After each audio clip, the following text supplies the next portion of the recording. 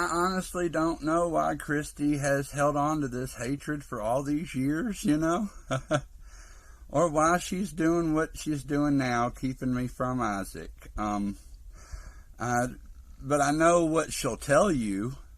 She'll tell you that I've insulted her husband. And that's just not true. And when she was dating Ronnie, when she first met Ronnie and was first seeing him, I did refer to him as a racial slur, but never to his face. And I did it more so in jest because I'm the only white person she's ever been with, and so it's kind of a miracle Isaac was even born. But I had apologized for doing it, Isaac's never heard me trash talk him, and if he says he does, he doesn't remember. I don't recall ever using any kind of ill manner towards Ronnie whatsoever. Have no reason to. In fact, the only time I ever met the man was at my son's birthday party. Well, the last birthday party I was allowed to attend. And it was a great party, but when I met Ronnie, I introduced myself. I made it a point to shake his hand and say, it's a pleasure to finally meet you. And I thought it went well. That's the only interaction I've had with her husband. Again, I don't have anything against the man. The color of his skin doesn't matter to me. As long as he is good to my son, that's all I care about. And from the pictures and things I've seen of them together, I can tell he loves my son. But I'm his father, and that will never change. And I don't suspect that Ronnie is trying to replace me. It's just Christy has made it a point to keep me from interacting with her husband, and that's cool. He only knows what she has allowed him to see, and I'm sure there are a ton of lies to go along with that. Last month, I got to attend one of Isaac's school functions for the first time in years, and it was really awesome. My girlfriend and I were able to attend, and I thought things were really starting to look up, and Isaac, he was so excited. The summer was also starting to look really good when Christy asked if Isaac could stay with me during the weeks I was in town during the summer. And I was all excited about it, and and then overnight she changed her mind. I made the mistake of asking for a packed bag of clothes, like he was going off to summer camp. You wouldn't send your son off to summer camp without clothes, right? And they returned from summer camp with the clothes. Well, I got a washer and a dryer. I can send them home not only with him, but washed and clean. But anyway, I think that's what sparked this all off, because I asked her, why that was a problem. Because I buy them. I buy them. I buy everything. I pay for pictures. I pay for field trips. I pay for school clothes. I pay for shoes. I pay for school supplies. I pay for food. I pay to support him. That's what the fuck I do. What the fuck you do? Yeah, I don't remember asking you for food. And I don't remember asking anybody to buy clothes for here either. But I have plenty of food, so next. And that was fine with me, because at least he still came over that weekend, and I got to see him. And we had an awesome time like we always do. I'm just hoping that this wasn't the last time that he got to hang out with me in Harriman. The following weekend, Lori and I was going to take Isaac to go clothes shopping. And, with the thought that maybe the next time he'd be able to stay with me for a whole week or two, And so I was okay that he had only stayed the weekend. But it seemed like she found out we were going to go buy clothes, take him clothes shopping. I don't know if she had a problem with that. But before he was supposed to come over that Friday, she had worked him over pretty good, filling his head with lies, and he had seen that I had food in the fridge. He knew that I was ready to take him clothes shopping, and I was upset he didn't come over that Friday night.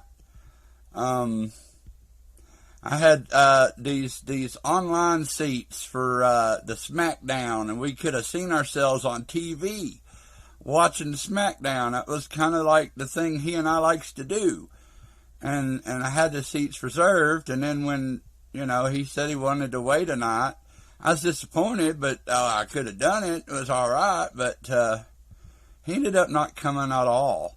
In fact, this is what I hear. All right, you done talking to your daddy? Yes. Do you feel better? Yes. You going over tomorrow? No. Why not? Because he's an asshole. Huh? He is an asshole.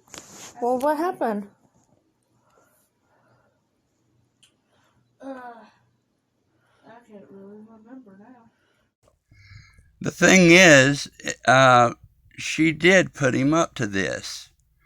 And these are messages where she was encouraging him to speak that way to me. Why, I don't know, because moments before he was excited about coming over. And just where she thinks I pay Lori's bills, I'm on disability. And I'm paying rent in a city, right, where I don't want to be, but I'm there to spend time with my son. And I have never chosen Lori over Isaac. That is the craziest thing I have ever heard. Isaac and Lori love one another. I don't know why she could possibly think or think she can convince Isaac that I would choose Lori over him. That makes no sense at all, and that's a complete lie. They love each other. The fact of the matter is, it burns her ass that my girlfriend and Isaac get along so well.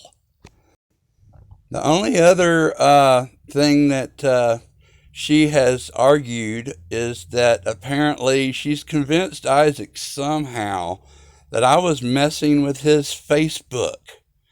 All right, and I don't have his password to his Facebook. And at the time that this came up,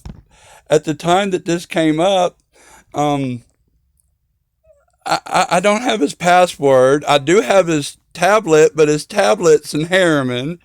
And again, I don't know the password. He's not even logged in on the Facebook.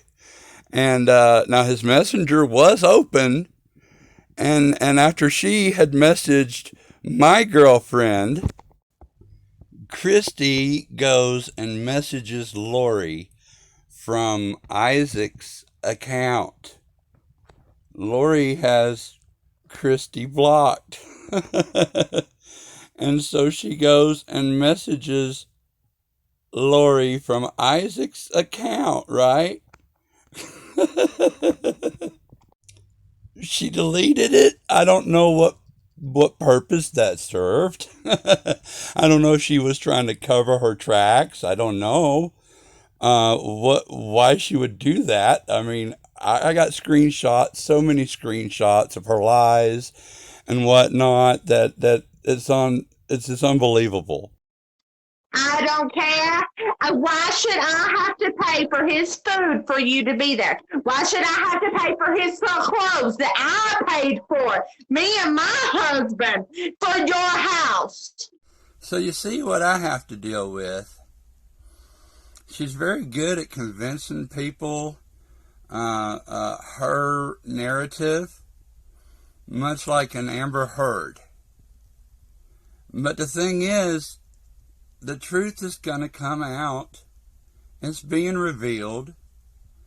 And when you see that face and hear that voice, you understand why I felt the need to block her on Facebook. I just want to be able to communicate with my son, not with her. What does his father do? He has to at least have 5 fucking pairs of shoes for school, and they all gotta be fucking name brand. What the fuck you do? His clothes, name brand. What the fuck you do? I pay rent in Harriman to be within walking distance to my son, while I could just live in Sevierville and be able to use that money to save up for a car and, be able to take him places. I love my son unconditional, and that's never been in question. Anyone that's watched any of our videos on YouTube know the type of father I am. But I do want to show my son that I love him, prove it to him. If his mother prevents him from coming over to see me, right now things are really easy, just come over on the weekends. I'm supposed to see him, within walking distance. But if this thing goes to court and I have to fight for legal visitation, and I'm living in Sevierville, she'll have to drive halfway there to drop him off and to pick him up, and I'm trying to work with her now while it's easy. I don't know why she would want to risk ruining a relationship between a father and a son. She just recently lost her father and should know better. So if anyone watching this can point me in the direction of some free legal advice, or an agency maybe that works with the disabled, please comment in the section below, and just hit me up in the comment section below. Thanks, and God bless.